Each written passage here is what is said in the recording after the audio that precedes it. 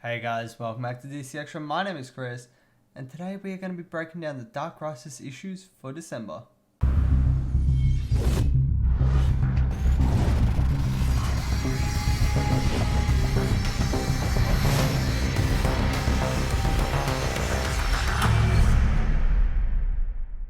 Okay, so this is the final month of Dark Crisis, finishing off with 3 more issues. As you can see from the checklist on screen, there are only 2 listed, but there is one extra one called Dark Crisis Big Bang, and that should be the second issue that is covered unless there's some continuity issues, but we'll see as we go along. But anyway, let's head straight into Dark Crisis Warzone. At the Hall of Justice, where the heroes of Earth battle the Dark Army, Iris West is reporting as per her job.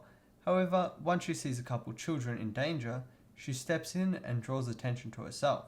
Before she gets hurt, Linda, who now has powers, comes in and saves her, which comes as a massive shock to Iris because she had no idea that Linda had powers, and despite the massive fight occurring, they decide to catch up. Iris then leads Linda and the 2 kids to an armory, where they get some weapons and armor in order to safely get the kids out of harm's way, which they eventually do successfully.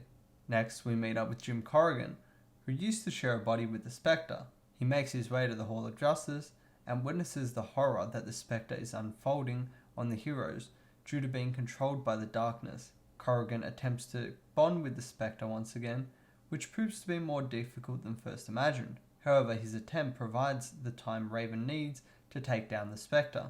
On Themyscira, the Amazons become aware of the troubles man's world faces and decide to go help citizens in danger, while the Amazonian heroes such as Wonder Woman, Wonder Girl, and Queen Nubia fight the Dark Army. In Anaheim, one of the Esquitas, who are another tribe of Amazons, gets a vision of death and destruction coming from the hands of Deathstroke and his army. As for what this precisely refers to, we will have to wait and find out, or it could just be referring to the Dark Crisis event as a whole. After focusing on the Green Lanterns who fight off an endless army of pure darkness, we then meet with the team from Dark Crisis, the Dark Army, which consists of Damian Wayne, Red Canary, Sideways, Dr. Light, who has now been leveled up significantly, and of course Power Girl. However, in this issue, we more specifically focus on Red Canary and Damian Wayne. After struggling to deal with the enemies at hand, Damian decides to get Red Canary to safety. However, Dollmaker ends up getting the jump on her.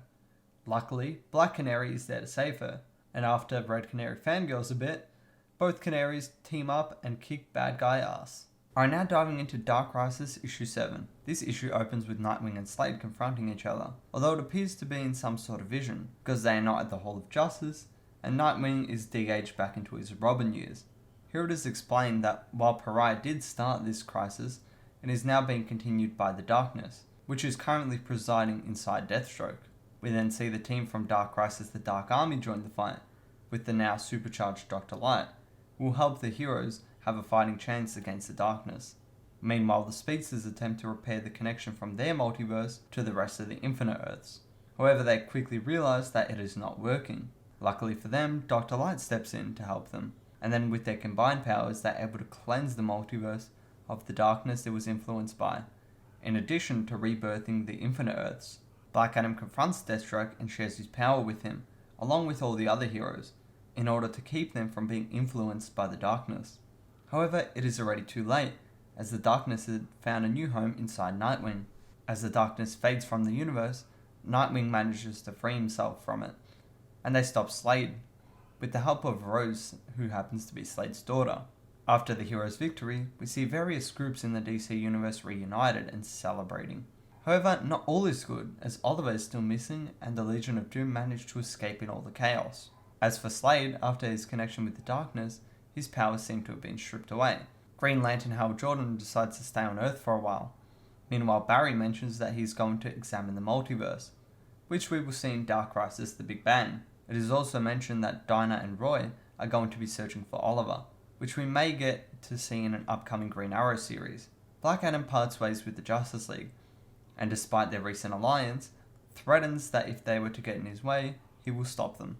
Bruce and Dick reconnect, and here Bruce tells Dick that he wants him to lead the Justice League, as they're thinking of remodeling it. However, this conversation is cut short as Two-Face is back. Then we have a bit of an epilogue, and in this we see a bunch of panels from various events happening in the DC universe, such as things from Action Comics and Batman Comics. And these are accompanied by voiceover from a mysterious figure, who makes a proposition to the Council of Light, whoever the hell they are. And this proposal includes doing something to rid the world of heroes and villains. However, the Council instead said to rid the world of all metahumans, not just the heroes and villains.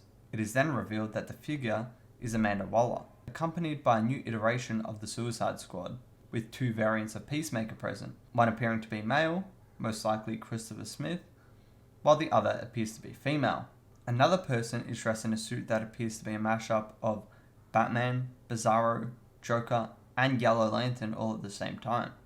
Then standing behind them all is Bloodsport. Now moving on to Dark Crisis Big Bang. This issue opens on Barry explaining to Wallace how the original Crisis, that being Crisis on Infinite Earths, wiped out the multiverse, but now Dark Crisis has reintroduced the multiverse in its infinite number. The two of them go through the multiverse to different Earths to try find the Anti-Monitor. Along the way they travel to Earth 118, which seems very reminiscent of the Dark Knights of Steel comic series. They also visit the Earth in which Jurassic League took place, along with DC Mech. And these are actually confirmed to be the relative Earths, not just one that looks like it, but we'll see that more later on. They end up finding the Anti-Monitor, and he gets a hold of Wallace. And in order to get Wallace free, Barry accelerates around the world multiple times in order to increase his mass and create a punch so powerful that it knocks the Anti-Monitor through different universes, with references to both Adam West and Michael Keaton's Batman along the way. Eventually, the Anti-Monitor attacks back and attempts to kill him, but Wallace intervenes just in time with some backup. Barry explains the only way to defeat the Anti-Monitor is to send him into the antimatter universe. However, in order to do this, Barry has to blow the final punch, meaning he will be dragged along with the Anti-Monitor. He does this regardless, but a Green Lantern version of Batman from somewhere in the multiverse saves him from being dragged along. And that concludes this issue. However, there is one final page where Barry has taken some notes on different Earths throughout the multiverse. That is on the screen right now, so if you want to read it, feel free to pause the video. And if you look in the brackets in each of these different Earths, it tells you the corresponding comic or TV series or even movies that it relates to. Notably, this panel confirms that Michael Keaton's Batman and Christopher Reeve's Superman existed on the same Earth, that being Earth 789. I would recommend taking a closer look at these as it connects along some of the different things in DC media to the multiverse. Alright, now heading into the review for each of these issues. Starting with Warzone, this issue was comprised of multiple shorter stories, and as such it always felt like the story was focused on action. That being said, there were a few more mundane stories, but the others kind of made up for it. My favourites were Birds of a Feather, which was the Canary team up, and On Time, which was the Linda and Iris focused story. Both of these featured some of my favourite characters in the DC universe, and had them interact with someone who understands their troubles and helps them get through this hectic situation. I really enjoyed the connection the Canaries forged and hope that it gets explored further. Whether it be in Lazarus Planet or the upcoming Green Arrow series, I don't mind, but I really hope we get to see more of it. As for Dark Crisis issue 7, the issue nicely wrapped up the Dark Crisis event, while still leaving room for the DC universe to be explored further, leaving hints to stories that will be explored throughout 2023. However, the issue was kind of anticlimactic in my opinion, with the connection of the darkness being cut so easily by the speedsters. I would have liked to see Nightwing overcome the darkness and then fight Deathstroke, but hey, this worked also. I'm really interested to see where Amanda Waller's plan goes, as well as seeing Dinah and Roy eventually find Oliver. Oh, and who could forget the new version of the Justice League? Whatever that turns out to be. And then for Big Bang, the issue started off quite weird for me, as it seemed very disconnected and random. However, once I was able to look past that, I was able to enjoy it for what it was. And also, after reading Dark Crisis issue 7, it kind of made a bit more sense how it connected. As it did come out before Dark Crisis issue 7, it still kind of felt quite disconnected. Barry travelling throughout the multiverse, seeing a variety of other comic series connected at large was quite cool, even though I recognised less than half of these, but it was still cool to see. The appearance of the Anti-Monitor was completely random to me. and seemed like they were just trying to tie it into Dark Crisis somehow, and this was their answer. And I don't think it worked all that well. Definitely would have preferred this to be a standalone title, and would be cool to be explored throughout multiple issues instead of just one. But anyway, that wraps up the Dark Crisis event, and as I mentioned previously, there's a new event starting soon. In fact, it is starting next year in January, and that is called Lazarus Planet. And then spinning out of that is Dawn of DC, which is less of an event, more of a publishing initiative, and as such I won't be focusing on videos for that, but I will be covering Lazarus Planet. Although that being said, if you do want some more breakdowns of comic series throughout Dawn of DC, do let me know. Anyway, that is it for this video, so I hope you did enjoy. If you did, please consider leaving a like and subscribing for more content like this. But until next time, this has been Chris, and I'll be seeing ya.